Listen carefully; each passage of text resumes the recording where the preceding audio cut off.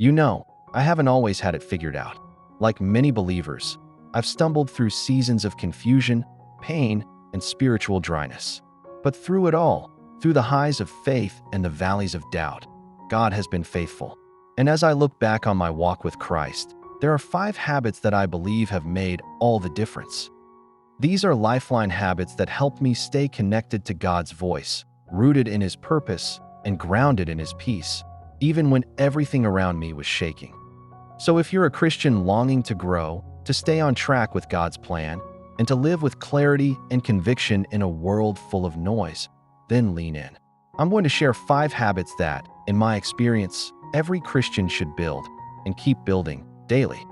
Let's start with the most foundational one: daily fellowship with God. I'm not talking about religious duty. I'm talking about real, intentional, life-giving time with your Heavenly Father. Prayer, reading His Word, listening for His voice.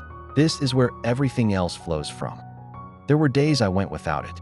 Busy days, tired days, days where I felt like I could skip my quiet time and still manage. But the truth is, on those days, I was running on empty, relying on my strength instead of God's.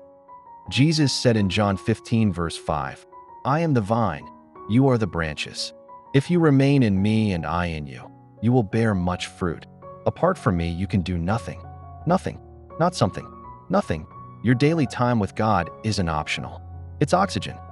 And no, it doesn't have to look the same every day. Some mornings I just sit and let worship music wash over me. Other times I study a Bible chapter or journal my thoughts. But I never let the form become more important than the relationship. Here's the key: make it consistent. Start small if you have to, 10 minutes in the morning before anything else. But make it sacred. Guard it like your life depends on it, because spiritually, it does. This one took me years to learn, and I'm still growing in it. The habit of speaking life. There's power in your words. Proverbs 18 verse 21 says, "Death and life are in the power of the tongue."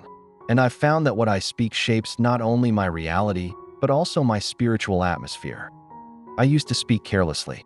I'd say things like, "I'll never get it right," or "God probably gave up on me." But those weren't just thoughts. They were confessions. And the more I said them, the more I started to believe them. Then one day, it hit me. Stop cursing what I've already blessed. Then I realized I was working against my own spiritual growth with my own tongue. So now, I speak life. Over my situation, over my mind, over my family. Even when it feels hard. Especially when it feels hard. Start declaring God's truth, even when you don't see it yet. Say, "I am loved. I am chosen. God is working it out." Speak His promises over your life like you believe them, because faith comes by hearing. If you're finding this video helpful, please like this video so that it gets to more believers who are looking to build a godly habit. Let's continue. Number 3 on my list is habit of consistent community. The Christian walk was never meant to be a solo journey. I've tried doing it alone. I thought isolation was protection. I told myself, it's just me and God. But I ended up struggling more than I needed to. We all need community. Hebrews 10 verse 25 reminds us, "Do not neglect meeting together, but encourage one another, and all the more as you see the day approaching." God designed us to grow in connection. That means finding other believers to walk with, people who will pray for you, challenge you, speak truth in love, and lift you when you're down. Your community could be a local church, a small group, even an online Bible study. What matters is that you're not isolated. The enemy loves lone sheep because they're easier to attack. The right people will sharpen you. I've had friends who called me out when I was drifting and reminded me of God's calling when I wanted to quit. They weren't perfect. Neither am I. But together, we pursued Jesus. And that made all the difference. So if you don't have that kind of circle yet, start praying for one. Seek one out. Build one. It's a habit worth cultivating. This one is a big one, and it's not always easy. The habit of obedience. You can read the Bible, pray daily, and go to church, but if you're not walking in obedience, you'll feel stuck. I know, because I've been there. I delayed. I reasoned. I negotiated. And in the delay, I drifted. Jesus said in John 14 verse 15, "If you love me, keep my commandments." Love and obedience go hand in hand. Sometimes obedience means forgiving when you want revenge. Sometimes it means walking away from something that feels good but isn't God. And other times, it means stepping out in faith when everything inside you is scared. There was a season in my life where God told me to let go of a relationship that was holding me back spiritually. I wrestled. I tried to justify staying. But when I finally obeyed, peace flooded my soul. Clarity returned, and doors started opening that I didn't expect. Obedience aligns you with God's flow. It doesn't always make sense in the moment, but it always produces fruit. If you're in a place right now where God is nudging your heart about anything, don't harden your heart. Listen, trust, obey. It might be uncomfortable at first, but obedience always brings blessing. The final habit that has kept me anchored is this: remembering God's faithfulness. Life moves fast. Troubles come.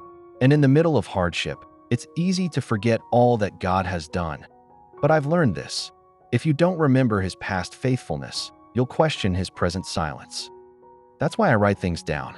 When God answers a prayer, when He opens a door, when He shows up unexpectedly, I record it. I keep journals. I write dates. I reflect. Because I know that one day, I'll need those reminders. Psalm 103 verse 2 says, "Bless the Lord, O my soul, and forget not all His benefits." When the enemy tries to lie to me, saying, "God has forgotten you," I open my journal and say, "No, I remember when He healed me. I remember when He made a way. I remember when He carried me through that storm." Remembering God's faithfulness builds trust. It gives you perspective, and it strengthens your hope for the future. Make this a habit. Maybe you don't journal, but take time regularly to thank God for what He's done. Name it, revisit it, tell others, testify, because the same God who did it before will do it again. So there you have it. 5 habits that I've learned through years of walking with Jesus, sometimes stumbling, sometimes soaring, but always being drawn back to His grace. These habits don't make you a perfect Christian.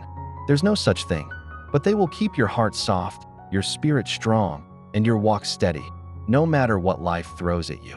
If you're watching this and you've been feeling distant from God, maybe it's time to rebuild one of these habits. Maybe just start with one. Don't try to fix everything in a day, but take a step. God honors even the smallest effort, and remember, you're not alone in this journey. We're all learning. We're all growing. We're all being shaped by grace. If this video spoke to you, I'd love to hear in the comments. Which of these habits are you already practicing? Which one do you want to start today? And if you haven't already, make sure to subscribe for more faith-building content. Let's grow together, one step, one prayer, one habit at a time. God bless you.